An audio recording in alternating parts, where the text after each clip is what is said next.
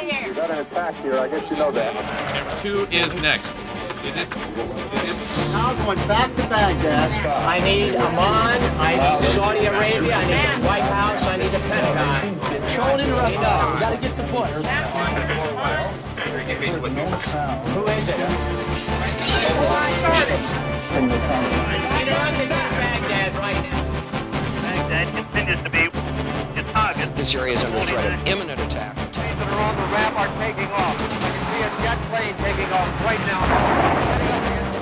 Thinking about it right now, I think we should get it. Okay, guys, break it down. Out of here. Move.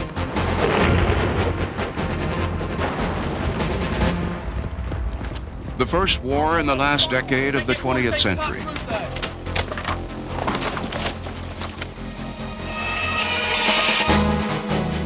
A global audience of untold millions. A world eavesdropping from the highest councils to remote outposts.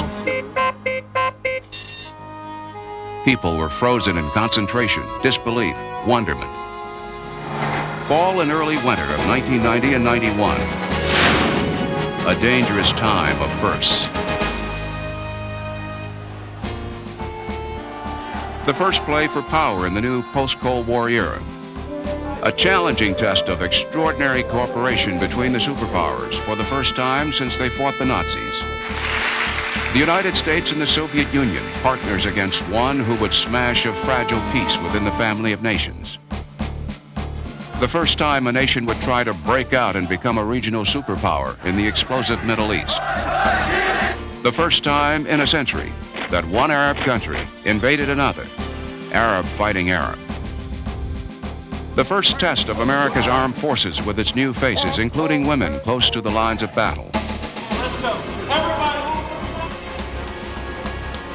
Western troops anticipating chemical and biological attacks for the first time since World War I.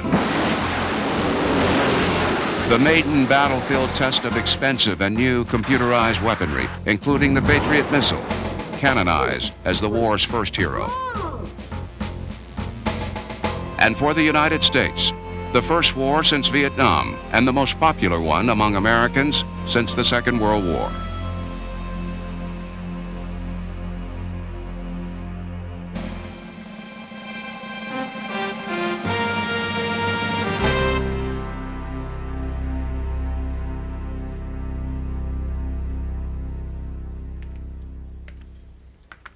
Hello, I'm Bernard Shaw. Human beings on this planet began the last decade of the 20th century with hope. The guns of war were silent. Iran and Iraq, exhausted by 8 years of fighting, had staggered to a peace each side could live with. Relations between Moscow and Washington had so thawed that people dared to believe the Cold War was over.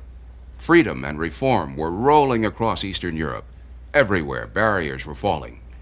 Suddenly, profoundly, there was war in the Gulf. What went wrong?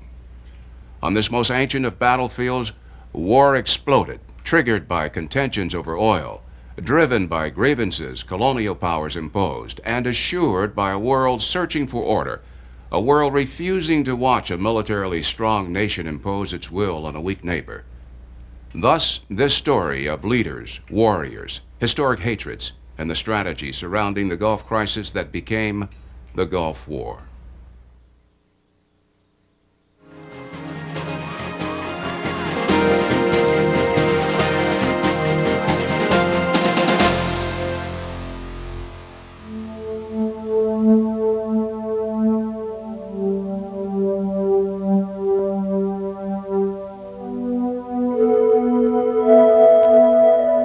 Natives say the sky literally changes in summertime, becoming dull and lifeless.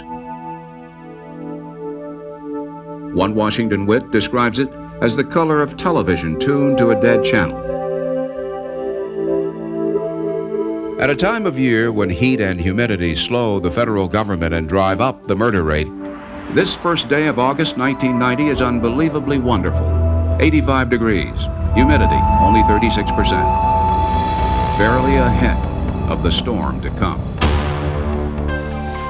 The talk on the street was of Mayor Marion Barry smoking crack and first dog Millie getting lead poison. At the highest levels of government, the most important issue seemed not to be the S&L bailout, or the new Civil Rights Bill, or even the end of the Cold War. No, on this warm Wednesday in August, topping the agenda, getting out of town.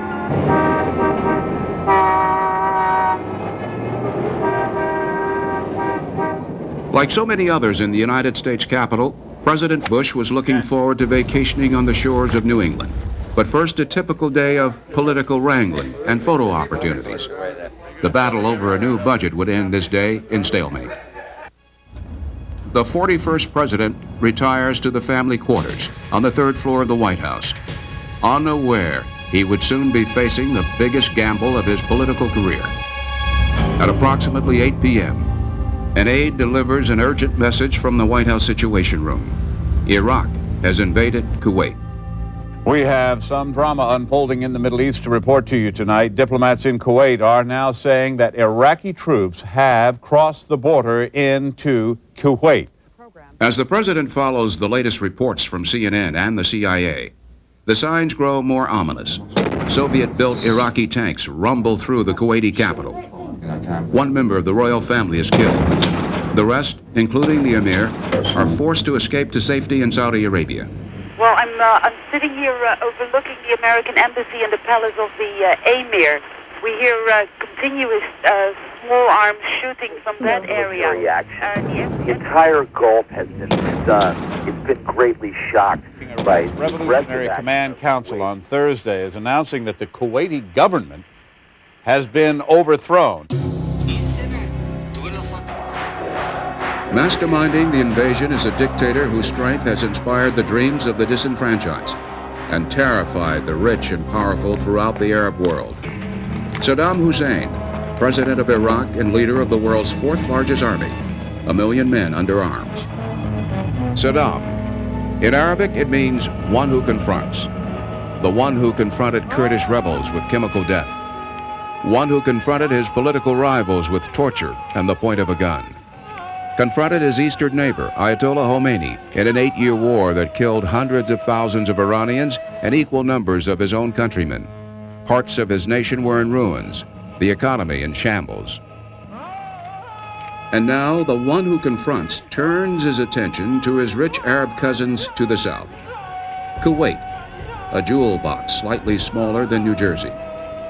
It has been called Kuwait Inc., a snide term to many, but to Kuwaitis, their staggering wealth and the clever way they invested it is a badge of pride. Kuwait was among the poorest of nations until oil started flowing in 1946. Now, Kuwait's portfolio of international assets is nearly $100 billion. The source? 94.5 billion barrels of oil beneath the sand, enough for more than a century of production. The world's third largest proven petroleum reserves. But relatively scanty defenses to protect the ruling Sabah family. There are more than 500,000 Bedouin tribesmen and wards and 1.5 million others. There is much to protect. Though some outsiders live in squalor, Kuwaiti citizens have it made. Free housing, telephones, education, medical care. The streets are lined with Mercedes, and everywhere the glint of gold, the smell of crude.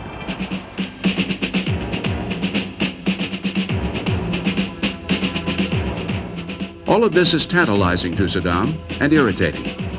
In a region where envy is as big a product as oil, Kuwait symbolizes the growing rift between the haves and the have-nots in the Arab world, between the proud forces of Arab nationalism and the bitter legacy of European colonialism. Following the First World War, victorious Europeans carved up their Middle Eastern enemy, the Ottoman Empire, recklessly slicing through tribal areas and traditional routes of commerce dating back before the time of Muhammad. Among the lines arbitrarily drawn in the sand were Kuwait's borders with its deep-water port and 2 small islands. What had once been Mesopotamia was now Iraq, from the start envious of its neighbors' access to the Persian Gulf. Stolen, says Iraq, were the 2 islands needed for a deep-water shipping port and part of an oil field known as Rumallah. Now, in the light of Iraq's territorial claims, a British In commando 1961, air carrier is Iraq celebrated Kuwait's independence from Britain by threatening to invade. But British troops kept the peace, the first of several gunpoint border disputes, the first of many small irritations that would shape a relationship of confrontation between these two Arab countries. These times would shape a new leader in the Arab world, the one who confronts Saddam. Ironically, it would be the money and arms and political support of his future enemies that would also help change Saddam Hussein from local strongman to leader of a regional power armed with some of the world's most devastating weapons worth more than $50 billion. Saddam Hussein's weapons were financed, perhaps inadvertently in some cases, with loans sanctioned by the United States, Saudi Arabia, and yes, even by Kuwait. Kuwait loaned Iraq about $32 billion to help fight the war against Iran. And now the emirs wanted some of their money back. But Iraq, with an $80 billion war debt, had a different point of view. Saddam saw the Kuwaitis as ingrates. He had borne the cost of protecting his Arab neighbors from the Ayatollah's fundamentalist regime. Iraq said Kuwait had stolen nearly $2.5 billion worth of oil from its Rumaila oil fields, siphoning it off by slanting drills into Iraqi oil. Iraq also complained that Kuwait had been one of the oil cartel members exceeding OPEC production limits, helping to drive down the price of oil from $20.50 a barrel in the opening days of 1990 to a mere $13.60 a barrel by summer. The drop of each dollar in the price of oil meant $1 billion less for Iraq. The one who confronts swore he would stop Kuwait and the United Arab Emirates from continuing to depress oil prices. Saddam Hussein issued an angry warning. The oil quota violators have stabbed Iraq with a poison dagger. Iraqis will not forget the saying that cutting necks is better than cutting means of living. O God Almighty, be witness that we have warned them. Warnings? Miscues? Missed signals? How much did President Bush know of the crisis to come? And when did he know it? The White House and State Department are silent. But the intelligence community is tracking unexpected troop movements inside Iraq by satellite. This much is known to all. In the months leading up to his invasion of Kuwait, Hussein is caught trying to import components of triggering switches for nuclear bombs. A British journalist is hanged. A threat is made to destroy half of Israel with chemical weapons. July 16th, a meeting of the Arab League. Iraq's foreign minister warns Kuwait and other Arab states, our country will not kneel. As Iraqi rhetoric grows more shrill, cables from the U.S. Embassy in Baghdad show little concern about Saddam Hussein's intentions. The White House remains quiet.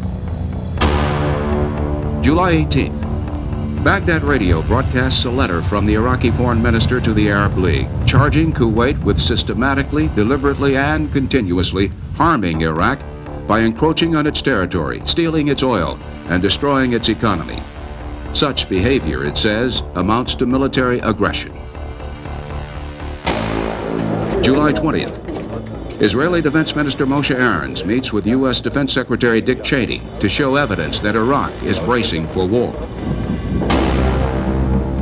July 23rd, U.S. intelligence satellites confirmed at least 30,000 Iraqi troops are on the Kuwaiti border. But on July 24th, the State Department spells out Washington's policy on Kuwait. We happen to know if the United States has any commitment to Kuwait, to defend Kuwait, or to assist it against aggression. We do not have any defense treaties with Kuwait, and there are no special defense or security commitments to Kuwait. July 25th, Saddam Hussein calls in the U.S. ambassador to Iraq, April Glaspie. He assures her he will not invade Kuwait, and Glaspie, on orders from Washington to pursue quiet diplomacy, states, "We have no opinion on the Arab-Arab conflicts, like your border disagreement with Kuwait." She tells President Hussein that President Bush wants, quote, better and deeper relations with Iraq. August 1st. At a White House meeting, the CIA says in its early morning briefing that an invasion is 70% likely within the next 24 hours. By midday, the CIA revises the estimate up to 90%.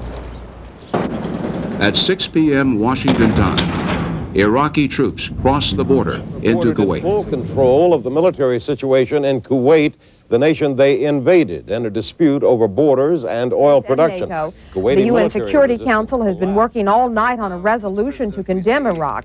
The White House says the U.S. is deeply concerned about this blatant act of aggression and demands the immediate and unconditional withdrawal of all Iraqi forces. And while visiting in the United States is trying to deal with this crisis rationally, calmly. U.S. officials, senior U.S. officials, have been up all night monitoring the situation in the Situation Room at the White House. Do you contemplate intervention as one of your options? We're not discussing intervention. I would not discuss any military options, even if we'd agreed upon them. Later, the president would recall he made an almost instantaneous judgment that the United States must intervene. For now, the only judgment expressed is a strong rebuke of Saddam. The United States strongly condemns the Iraqi military invasion of Kuwait. Needless to say, we view this situation with the utmost gravity. We remain committed to take whatever steps are necessary to defend our long-standing, vital interests in the Gulf. In the language of governments and diplomats, vital interests in the Gulf translates oil. And now, by occupying Kuwait, Saddam Hussein controlled 19% of the Earth's oil reserves and another 25% within reach just across the border in Saudi Arabia. Iraqi soldiers have been on the rampage, assaulting and even raping women and children. Many of them ransacked or burnt out. He was reportedly shot and killed by Iraqi soldiers as he tried to flee to Saudi Arabia. Another British business. As the White House debates its options, the human toll is rising. Homes that had been set on fire, cars on the road. And George Bush would later call it Saddam Hussein's rape of Kuwait. There was a woman and a small girl and a man who was on the ground, had his hands cuffed behind his back. It was her husband. They raped the woman and the child. Then they shot the man in the head.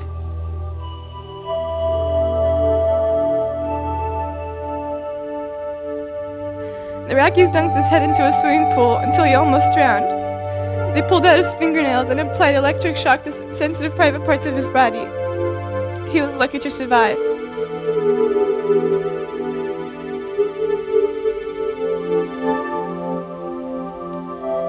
Last week there was a mass execution of 21 university professors.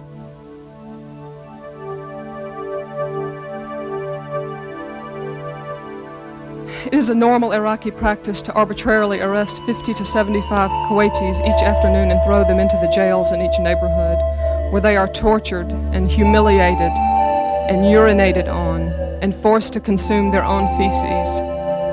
They are interrogated, and if the soldiers do not like what they say, they shoot them.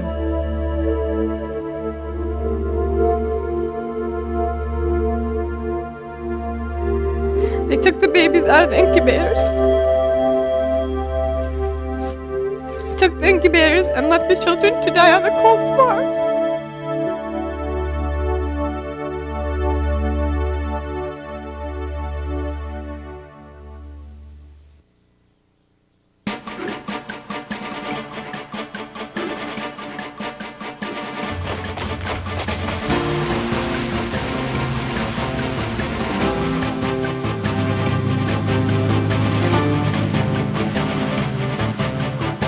I want there to be no misunderstanding.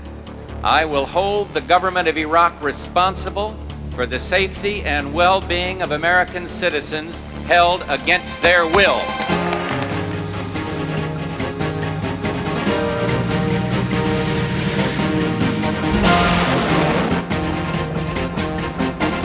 It's going to be a bloody conflict, and America will lose, and America will be humiliated.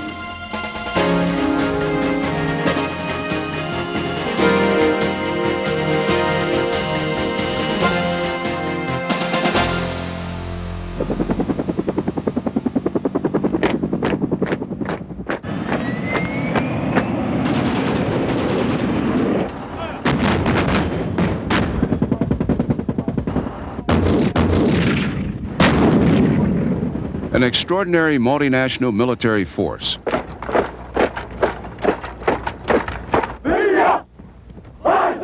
$690,000 troops from 28 countries.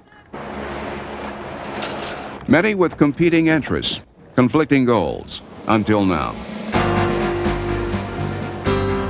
Now, united against Saddam Hussein. The fact is that it is not the United States against Iraq. It is Iraq against the world.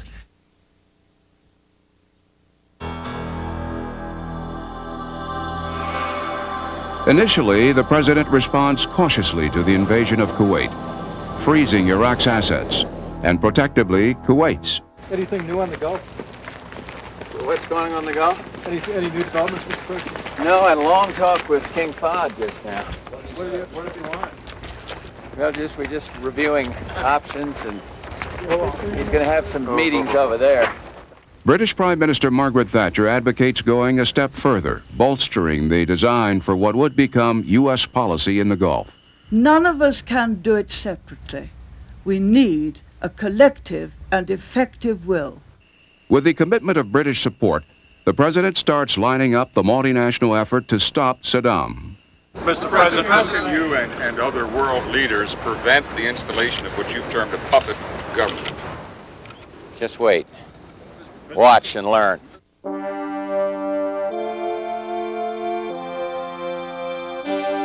He works the phones with a personal style honed during a career as a congressman, CIA director, ambassador to China and the United Nations, and as vice president. Now, with a crisis in the Gulf, Bush dispatches Secretary of State James Baker to help cement the coalition of nations opposing Saddam. Military, economic, political promises are made. Within days, President Bush has forged an unprecedented international alliance. After initial reluctance to speak out, 14 of the 21 members of the Arab League vote against Iraq. With new bite from the cooperating superpowers, the United Nations Security Council unanimously approves mandatory economic sanctions against Iraq. The United States and Soviet governments issue a joint statement against Iraq. We take the unusual step of jointly calling upon the rest of the international community to join with us in an international cutoff of all arms supplies to Iraq. The Soviet Union's support is crucial. Moscow had been one of Iraq's chief suppliers of military equipment.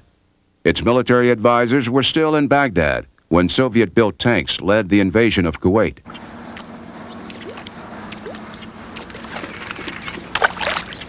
As the crisis grows more complex, President Bush is determined to maintain an appearance before the cameras, an appearance of business and pleasure as usual. All right, here we go, nice and easy. Yes. He vacations in Maine. Have you talked with the White House Situation Room yet, sir, this morning? I talk to him every morning at 5:30, and I'm not going to take any more comments up here, though. Meanwhile, Saddam Hussein cultivates his own television image. Several thousand U.S., British, and other nationals in Kuwait and Iraq are held hostage. Guests, Saddam calls them. Are you getting your milk, Stuart? And with cornflakes, too. He tells the world that some will be sent to military and industrial sites in Iraq, human shields, to deter a potential attack. Bush also addresses the world. 4 simple principles guide our policy. First, we seek the immediate, unconditional, and complete withdrawal of all Iraqi forces from Kuwait. The restoration of Kuwait's legitimate government, the stability of Saudi Arabia and the Persian Gulf, and American citizens abroad must be protected. A fifth objective soon emerges. What is at stake is more than one small country. It is a big idea, a new world order. A new world order born out of the end of the Cold War and the death of universal communist rule in Eastern Europe.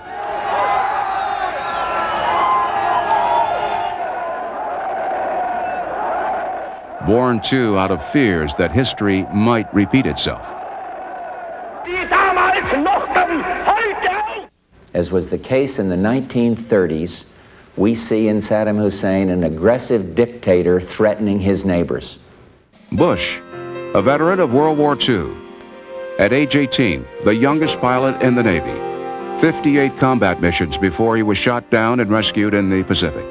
Half a century ago, our nation and the world paid dearly for appeasing an aggressor who should and could have been stopped, and we're not about to make that same mistake twice. But convincing other countries with their own agendas requires maximum diplomatic finesse. Japan, far more dependent on Middle Eastern oil than the United States, initially offers $10 million to help hundreds of thousands of refugees pouring out of Iraq into camps, lacking adequate food and sanitation. Japan eventually raises its pledge to $13 billion, money for the military confrontation. Syria, the U.S. State Department called it a sponsor of terrorism. We are not embracing Syria and everything that Syria has done with which we disagree. We will continue to disagree. But now, Syria's president, Hafez al-Assad, becomes a valued member of the coalition.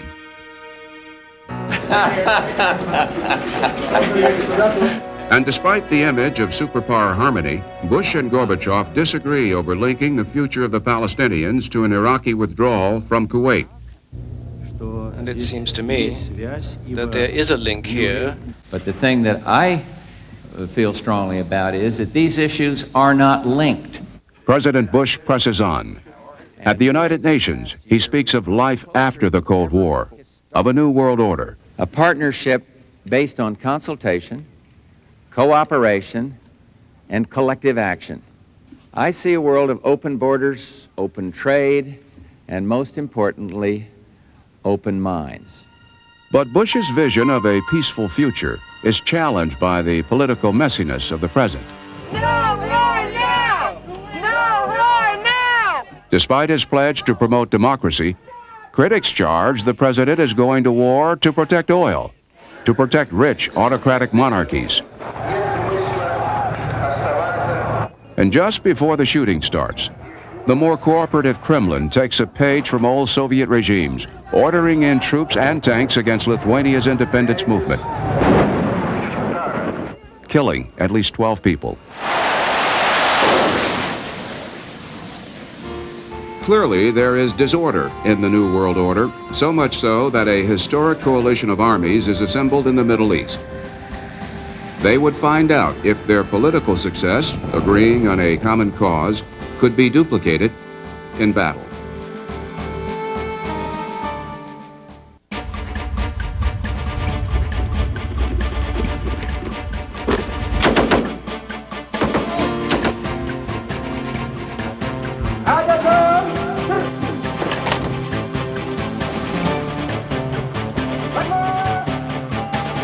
Iraq will not be permitted to annex Kuwait. And that's not a threat, it's not a boast, it's just the way it's going to be.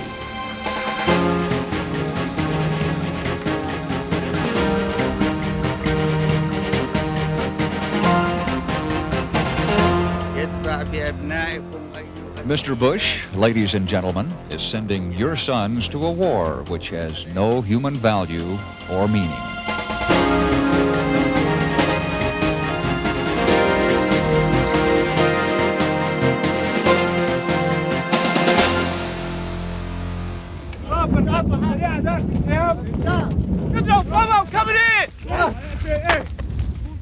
With an easy smile,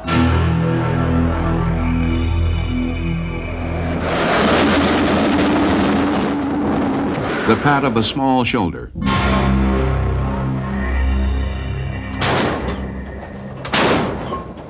a confident wave. Saddam Hussein stared down a world as it tightened its military and economic stranglehold, and he refused to blink. Whether granting interviews dressed in pricey Parisian suits or parading before his troops in military uniforms he designed himself, Saddam's public image is proud, fearless. To many in the Arab world, a symbol of dignity and strength. To other worlds, another strongman, ruthless and brutal. I would like to tell my wife and family that I am alive and well. I think our leaders and our people have wrongly attacked the peaceful people of Iraq. Captured Allied flyers showing signs of torture are made to perform for the cameras in violation of Geneva Convention mandates. Boy, that one has hit me right square in the heart, I'll tell you. It's just outrageous what he's done.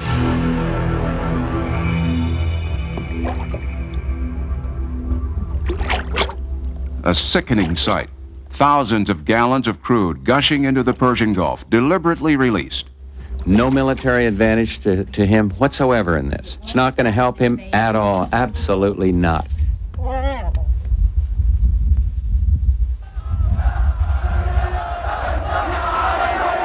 will fight America.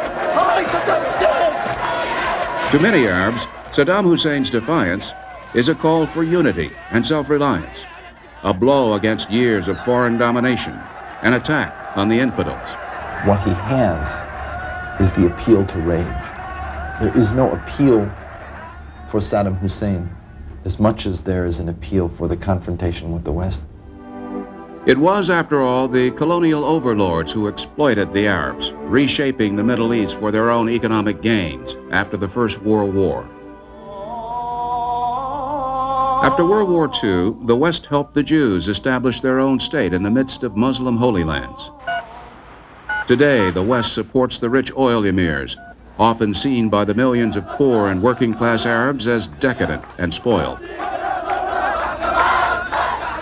To the extent that they felt betrayed, to the extent to which they have no stake in the existing order, to the extent to which their sense of powerlessness defines their existence, this beacon of power, this beacon of strength who will confront the West, stands there and gets larger than life. He becomes the baddest brother on the block.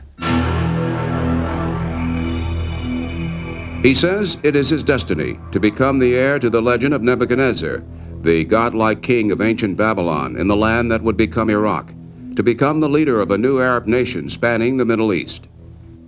He was a man who, really going back to his childhood, he went out for what he wanted and let nothing stand in his way.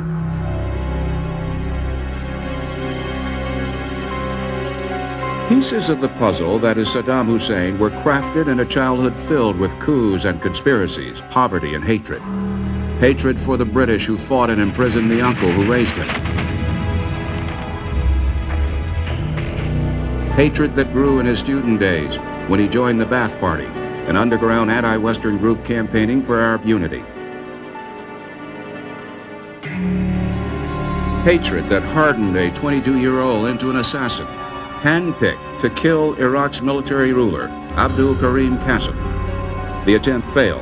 Saddam escaped with a bullet in his leg. Part of a growing legend that already included the murder of a party rival, his own brother-in-law.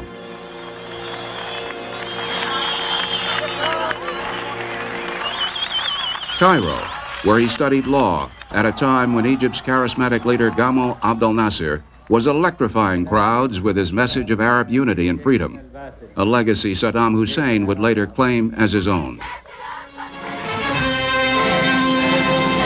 The storied city of Baghdad, capital of Iraq, has been the scene once more of bloody revolt that has seated a new government. Back in Baghdad, his rise through political ranks was quick and ruthless. A 1968 coup pushed the Ba'ath Party into power, with Saddam the deputy chairman, ruling behind the scenes and serving as organizer of the secret police, titans of torture. He was the architect of Iraq's plans for nuclear and chemical weapons. He was creating a power base for that moment in 1979 when he would take the title of president and take lives to remain president. When the ethnic Kurdish tribe in northern Iraq challenged Baghdad for independence, Kurds were silenced with chemical gas. 5,000 men, women, and children died. Entire villages were smashed to the ground.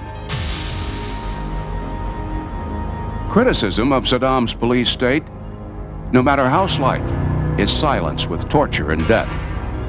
Amnesty International reports 10 to 20 hangings each month, including many Iraqi Jews. Even those close to him are shown no mercy. This is Iraqi video of Saddam shortly after becoming president, telling party members of a conspiracy against him.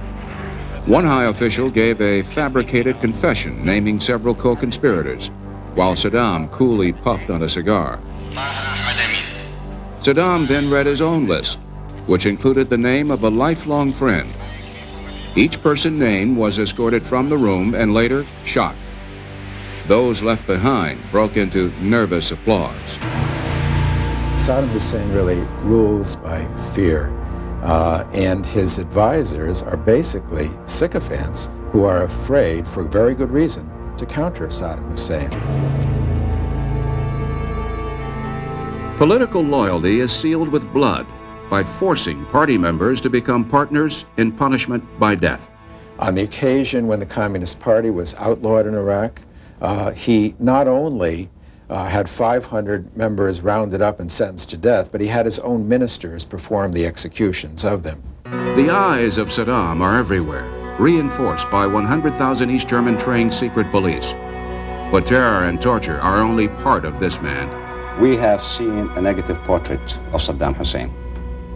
We have not seen, as an example, what Saddam Hussein has done for the population of Iraq. Modern Iraq, superhighways, universities, and hospitals, free medical care, compulsory education. Nearly everyone in Iraq is literate. Though Iraq is deeply Muslim, Saddam allows women to wear Western dress, to get equal pay for equal work, and to have paid maternity leave. There is some religious freedom.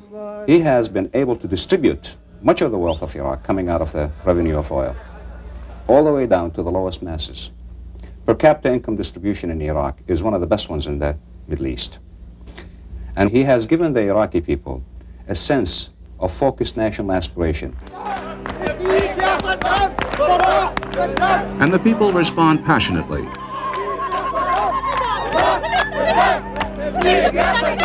Painters pay tribute to his image with streaks of their own blood.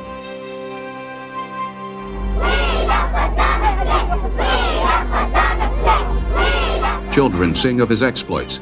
Saddam, we will give our blood for you, is one line from an Iraqi children's song. He likes children. At least that's a very important part of his media personality. And when he takes a child in his hands and holds it and caresses it, you can see vividly that this child trusts him, is under his authority 100%, and as a result, he will be safe. He will be safe. And that's the message, you know? So you have this kind of the ruthless and the compassionate. These contradictions create a distorted picture, an unpredictable leader who goes to war against 28 nations, yet inspires adulation on the streets of the Arab world. A puzzle for sure. Is he a savior for his people and the Arab world? Or is he another of history's madmen?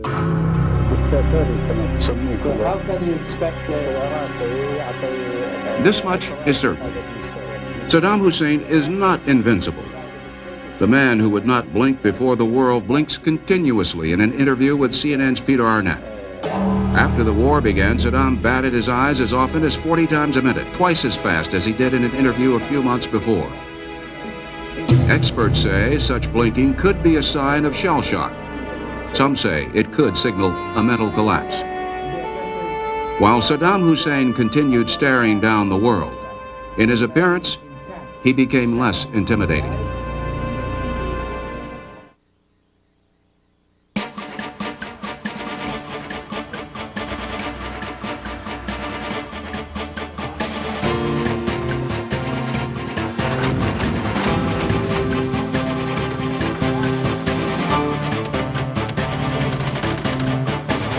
Today, I am more determined than ever in my life.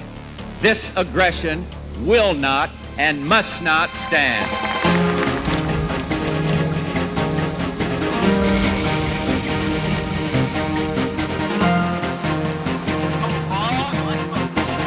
We're dealing with Hitler revisited, a totalitarianism and a brutality that is naked and unprecedented in modern times.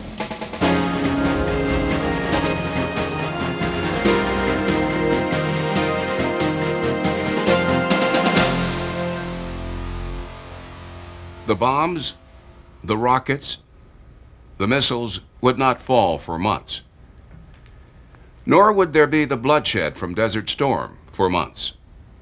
Would Iraq's President Saddam Hussein permit words diplomacy to coax him back across his border, back from war's brink to avoid the showdown? While the new coalition opposing him hoped and worked for peace, the coalition prepared for war.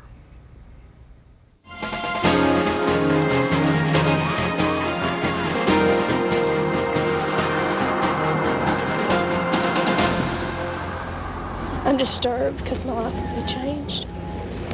But I just keep praying and wish for his safe return when it's all over.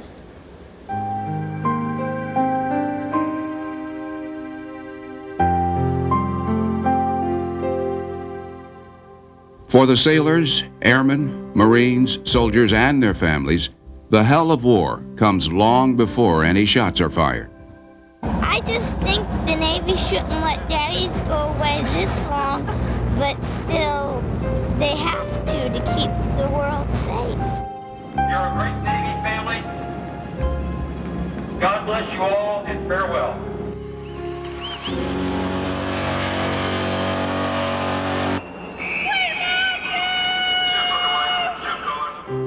It is gut-wrenching, leaving the family's warm bosom, loving security one day, danger the next.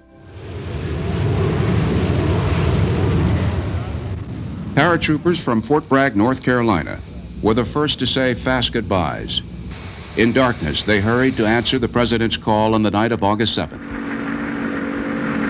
Within 24 hours, the harsh Saudi desert was their new home.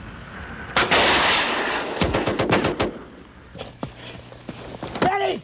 Elevation! Ready? 851! Boom! The mission of our troops is wholly defensive. Open it up, open it up. Gun two down. Hopefully, they will not be needed long.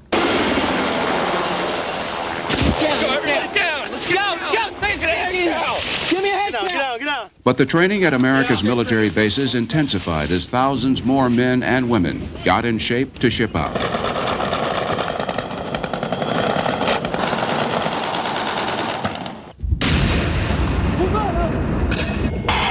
Contact tanks, front out. Contact, move out, damn it. Damn it, move out. Let's go, first group, let's go. Inside. Good luck, all the way around. Forward, march, left, All right. left, Forward. left. Reserve units were activated, the first time since the 1968 Vietnam Tet Offensive. Doctors, lawyers, ministers transformed from what many call weekend warriors to full-timers. Face to your right. Forward. Ha! Within 3 months, 180,000 GIs.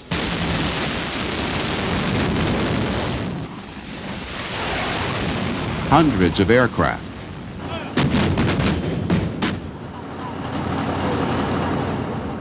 Hundreds more tanks.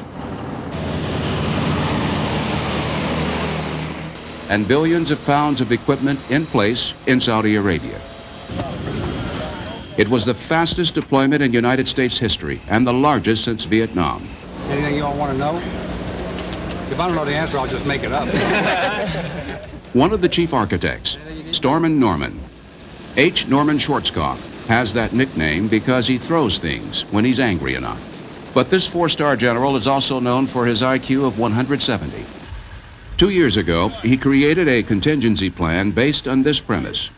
One Arab country would attack another, forcing America into war. The plan laid out specifics for U.S. troop deployment, After Iraq invaded Kuwait, General Schwarzkopf reached for his plan and presented it.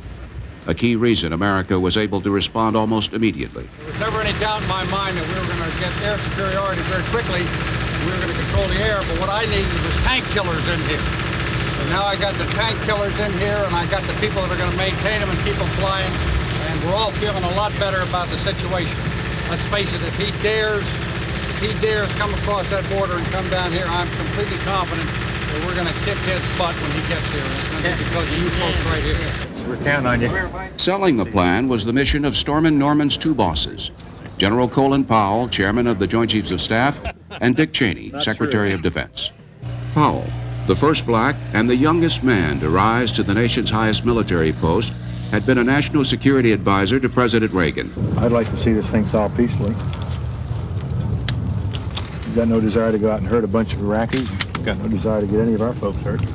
The New York-born son of Jamaican immigrants calls himself just a foot soldier. Some say he's more than that. Maybe a vice president one day. If hostilities begin, there's only one possible outcome that's acceptable, and that's absolute total victory. Cheney, a proven politician, was chief of staff for President Ford. In the House of Representatives, he was Republican whip. Powell and Cheney convinced the president to send troops immediately, lots of troops. America's arsenal of might was rolled out.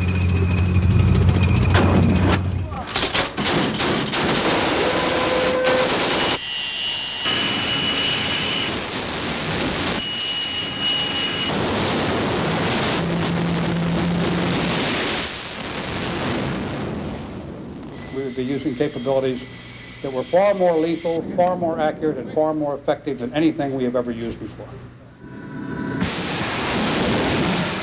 Some of America's new high-tech weaponry had never been battle-tested. The Tomahawk cruise missile fired from the sea. Manufacturers said it could travel from Boston Harbor to RFK Stadium in Washington and pass through the goalposts. But with lives on the line, would it score every time? Or the Patriot, the anti-missile missile. Could it take on and destroy a Soviet-built Scud? Okay, now you can see the big picture there where the range is. I'm going to scale down. I'm going to freeze that map. Or would sophisticated computers and radar aboard America's wide array of fighters and bombers hold up after thousands of sorties? On paper, the Abrams tank is the world's finest. Equipped with chemical and biological protection for the crew and ammunition capable of penetrating the Iraqi tanks. But could the Abrams be stopped by fine desert sand? The Army's Apache helicopter, fast, accurate, can fight at night and in bad weather. But delicate sensors in its nose had never been exposed to desert heat every day.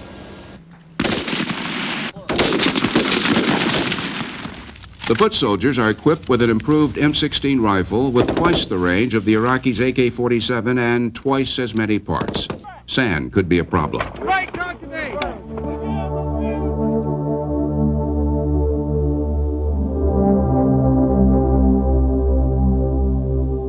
A most important unknown, the men and women who would be operating all this destructive equipment.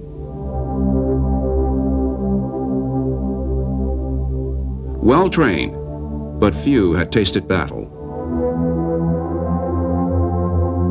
They would face an army of 1 million, thousands of tanks and thousands of artillery pieces, chemical weapons, and above all, veterans of the Iran-Iraq War. I want peace, not war.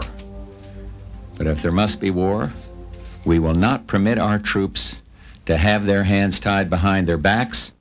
The Commander-in-Chief's assurances had a pumping up effect, and without the first sign of death, the nation burst into patriotic fervor not felt or expressed since World War II.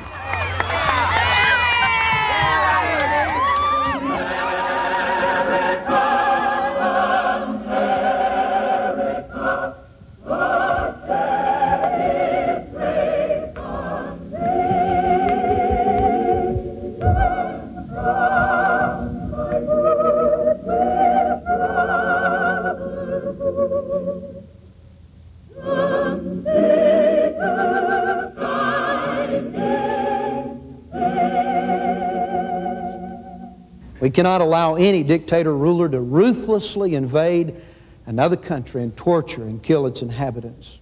There's a danger of non-involvement, of apathy.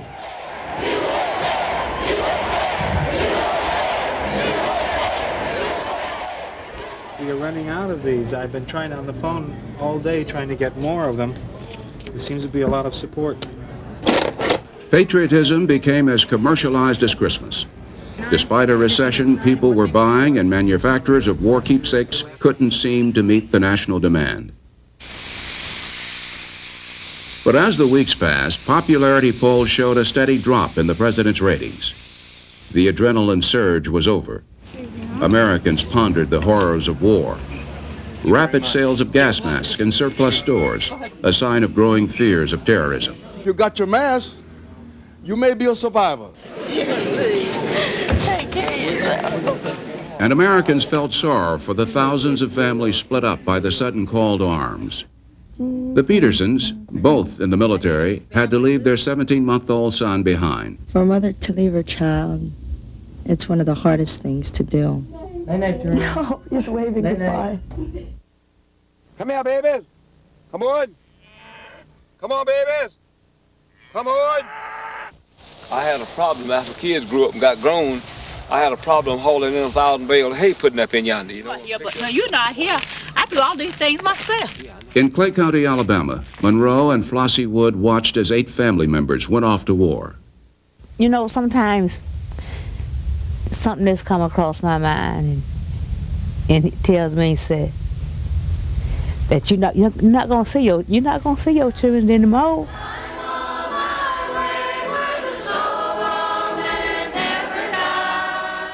The patriotic spirit in this rural county, with its monument to fallen soldiers of past wars, was strained as never before. You got to look after each other. So please take care of your buddy. The president's November call-up was for 100,000 more GIs, changing America's military stance from defensive to offensive. The shield was now becoming a sword. It ain't worth it. It ain't worth the life of one of my boys. I'll get killed for the oil. Let them have it. I don't understand because of the fighting, if it does happen to fighting over the oil.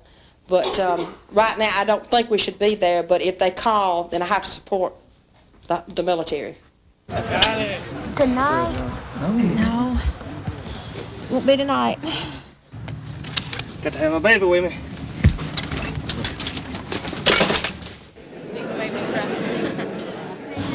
It took Billy away from me with the Lionel unit, and then Daddy and Uncle Leon and John David and all them away this time. You'll get through, baby.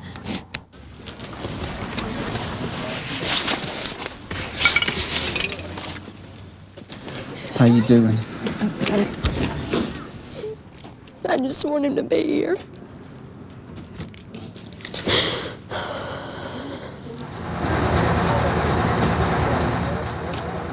National Guard units headed out from Clay County with Thanksgiving and Christmas just ahead.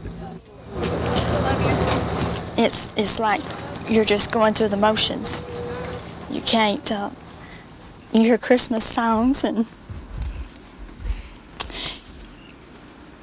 you think of the past Christmases, and it's just real special for families. Good luck to you fellas. Good luck. Good to see all of you. The president worked to boost morale and underscore resolve. He spent Thanksgiving with the troops. His approval rating had sagged to its lowest level since Iraq invaded Kuwait.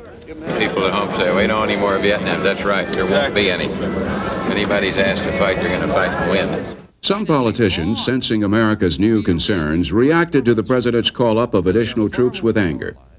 They argued the president was sending the nation to war without the consent of Congress, an unconstitutional act. If anything is clear about the Constitution, it is that, as Abraham Lincoln said, the Constitution was written precisely to ensure that no one man should hold the power of bringing this oppression upon us. We ought to send a clear signal here that there's a willingness and a resolve to threaten the use of force in a credible way. And in the street, What do we want? Troops up. When do we want it now? what had been small outbursts of anti-war feelings grew larger. Still, the minority, but now a factor in the public debate over how far the country should go. No blood for oil!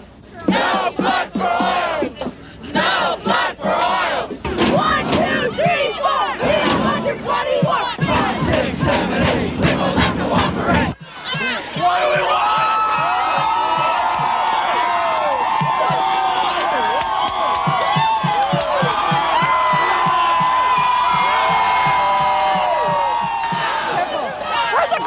What are you guys burning the flag for? You don't like this country, get the hell out. I'll buy you a ticket. This is our country, too. When do we want it? When do we want it? When do we want it? What right do we have to go into another country, put troops there and say, yes, we are the guardians of freedom. We are guarding our economic interests. We are there for peace. We are there because peace has got to be done at all costs. Hey, hey, ho, ho, George Bush has got to go. Hey, hey, ho, ho, George Bush has got to go. The president tried to allay the country's fears by vowing the crisis in the Gulf would never become another Vietnam. But in Congress, not everyone was convinced. To those of us for whom Vietnam remains much more than just a distant memory, there are analogies which create deep-seated doubts over the apparent willingness of this administration's rush to war. If we show a lack of resolve, this Congress will be sending the wrong message to the world, which could encourage others to copy what Hussein has done. In dedicating the battlefield at Gettysburg, our greatest Republican president, Abraham Lincoln, said, "We here highly resolve that these dead shall not have died in vain." President Bush cannot make that statement if he goes to war on the indefensible timetable he has set. We have the power to declare war. What we do not have is the power to make war. The President, ladies and gentlemen, must be able to deal with foreign hostilities with a free hand. In a close vote, the yeas are 52 and the nays are 47. the president's action would ultimately be endorsed. America listened, analyzed, agonized, and prayed. The deadline for war approached. Americans beat back the ghost of Vietnam and zeroed in on Saddam Hussein. Defeating him would be worth a bloody battle, provided the fight is quick and the casualties low.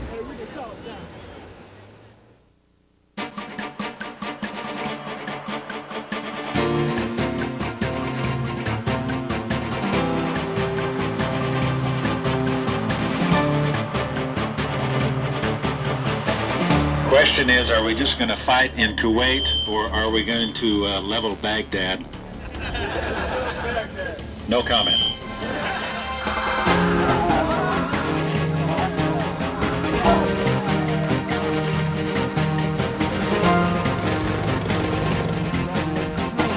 Mr. Saddam Hussein, you simply do what the world is calling upon you to do. Get out.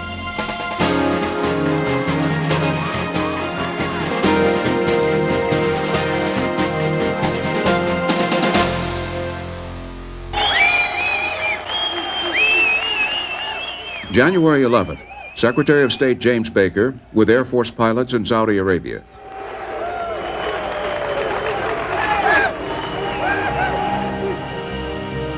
The U.S.-led coalition is war ready. So are these pilots. Ready to test their cunning, courage, and their aircraft. We passed the brink at midnight on January 15th. And after the deadline, then what? You will not have to wait much longer for an answer to that question.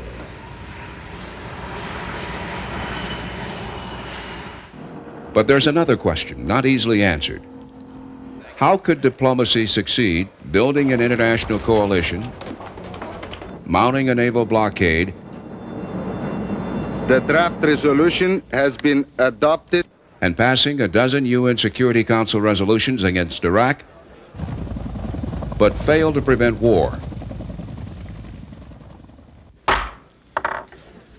Ladies and gentlemen, colleagues, we will now put the draft resolution to the vote. On November 29th, the UN Security Council authorizes the use of force if Iraq does not withdraw by January 15th. Only the second such vote in the UN's 45-year history. With Trump card now in hand, President Bush makes a surprise offer: face-to-face talks with Baghdad. I am not suggesting discussions that will result in anything less than Iraq's complete withdrawal from Kuwait, restoration of Kuwait's legitimate government, and freedom for all hostages. The same day, Iraqi soldiers deliver food to the beleaguered U.S. Embassy in Kuwait after cutting off food, water, and power months earlier. 89 small bruised apples, 45 tangerines, 80 oranges, cucumbers, 155 of them, and 1 case of cigarettes.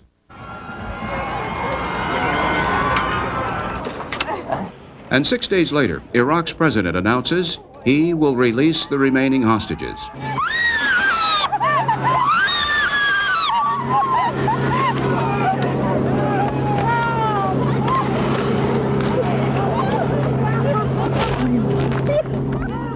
Tearful reunions, and the world wonders. Is Saddam signaling he might also compromise on Kuwait? But the two sides can't agree on a date for talks. Bush had initially suggested any time before the UN January 15th deadline. But when Saddam insists on January 12th, the White House says no.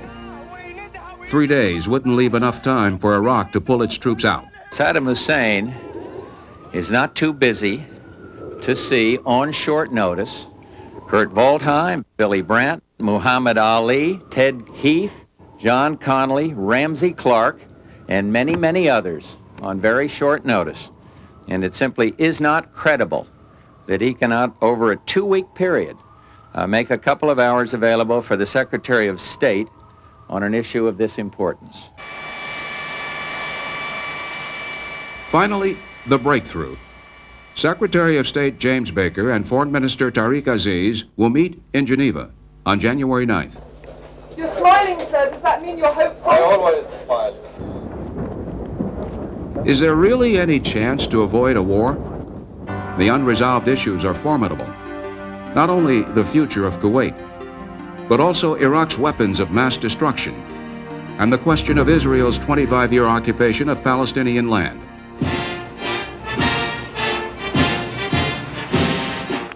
Making talks more difficult, the atmosphere is inflamed with rhetoric. It is Saddam Hussein who lied to his Arab neighbors. It was a ruthless assault.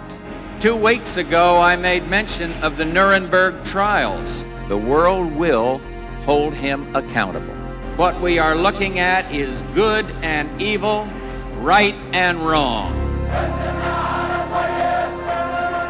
In Baghdad, the rhetoric is equally tough, as Saddam appeals to Arabs and the Muslim world with personal attacks on Bush.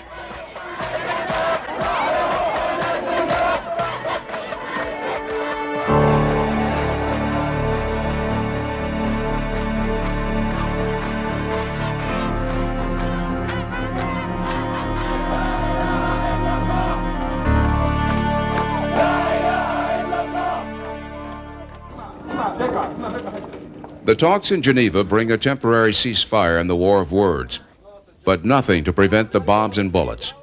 Baker and Aziz began with a handshake. News photographers ask for this pose. The talks are calm, direct, intense. Mr. Baker, why did you have to break? Because we've been at it for quite a few hours. Everybody wanted to wash their hands. A last-ditch peace effort, but after 6.5 hours of anxious talk, regrettably, ladies and gentlemen, I heard nothing today that, in over 6 hours, I heard nothing that suggested to me any Iraqi flexibility whatsoever on complying with the United Nations Security Council resolutions. Iraq insists, as it has since August, any withdrawal from Kuwait must be linked to the Palestinian issue. Again, the United States refuses linking the two issues, insisting that rewards Iraq's aggression. And is it your conclusion after this meeting that war with the United States is inevitable? Well, that's up to the American administration to decide. With the Geneva talks talked out, embassies in Baghdad began evacuating their personnel. Hospitals prepare for casualties. When do we want peace? When do we want it now? Never again! Never again! Anti-war protests continue across the United States. But public opinion polls show 62% approving military force to get Iraq out of Kuwait, up 20 points since the crisis began. Hope for an 11th hour peace rests with UN Secretary General Javier Pérez de Cuellar. He had gone to Baghdad in September and returned empty-handed. After this last meeting on January 13th, he is asked, will there be war? It is something which only, if you believe in God, only God knows. Only God. Only George Bush. Only Saddam Hussein. Pérez de Cuellar makes a last personal appeal on January 15th, the UN deadline. Saddam does not reply.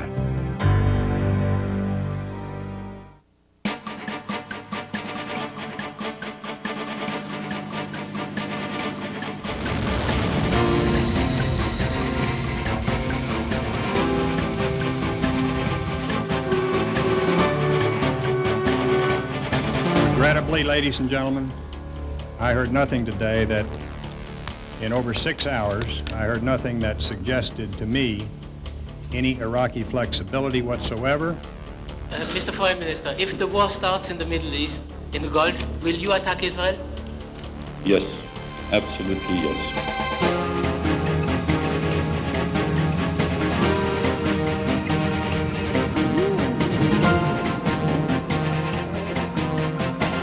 Just 2 hours ago, Allied air forces began an attack on military targets in Iraq and Kuwait. These attacks continue as I speak.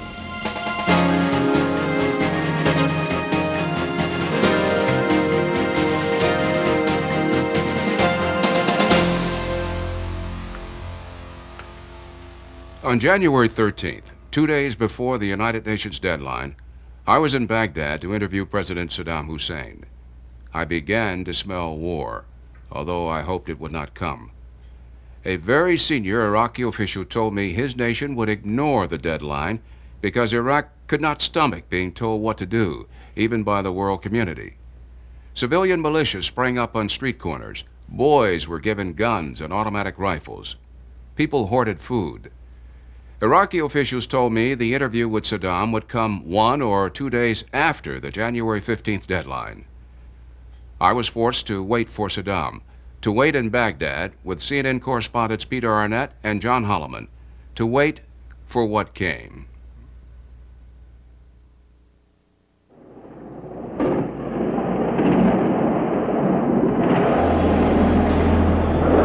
Something is happening outside. The skies over Baghdad have been illuminated. We're seeing bright flashes going off all over the sky. Peter? Now the sirens are sounding for the first time. The liberation of Kuwait has begun. In conjunction with the forces of our coalition partners, the United States has moved under the code name Operation Desert Storm to enforce the mandates of the United Nations Security Council. As of 7 o'clock p.m., Operation Desert Storm forces were engaging targets in Kuwait and Iraq. It's kind of scary to think what damage we're going to be doing and how many lives we're going to be taking. Whoa! Holy cow. That was a large airburst that we saw. It was filling the sky with dust. And I think, John, that airburst took out the telecommunications. Yeah. Now you may hear the bombs now. If you're still with us, you can hear the bombs now. They are hitting the center of this city. Just one comment. Clearly, I've never been there, but this feels like we're in the center of hell. Now, the 28 countries with forces in the Gulf area have exhausted all reasonable efforts to reach a peaceful resolution, have no choice but to drive Saddam from Kuwait by force.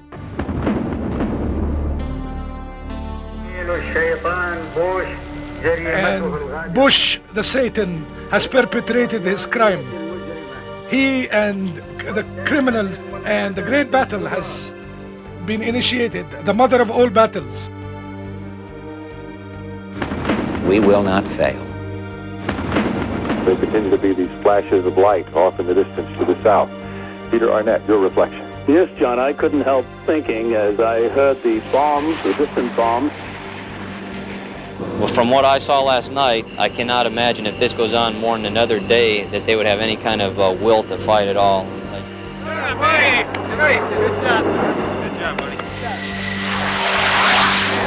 It was pretty wild to drop them for 10 years and not ever see one go off like that.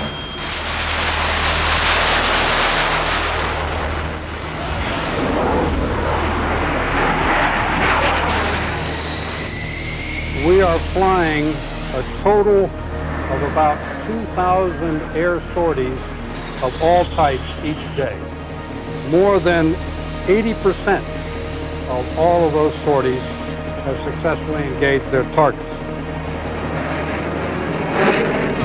This is my counterpart's headquarters in Baghdad.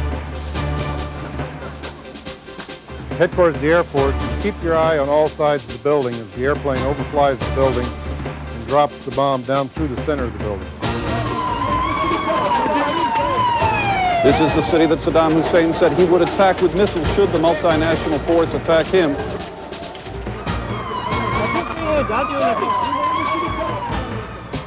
It's a just war, and it is a war with which good will prevail.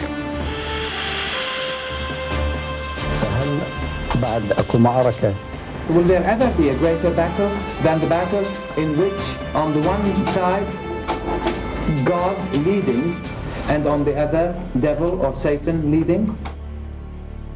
There is no one more devoted, more committed to the hard work of freedom than every soldier and sailor, every Marine, Airman, and Coast Guardsman, every man and woman now serving in the Persian Gulf. We're going home. We're going home alive. We're not going to go home dead. We're going to go home alive with a big victory under our belt. The winds of change are with us now, and we move toward the next century more confident than ever that we have the will at home and abroad to do what must be done, the hard work of freedom.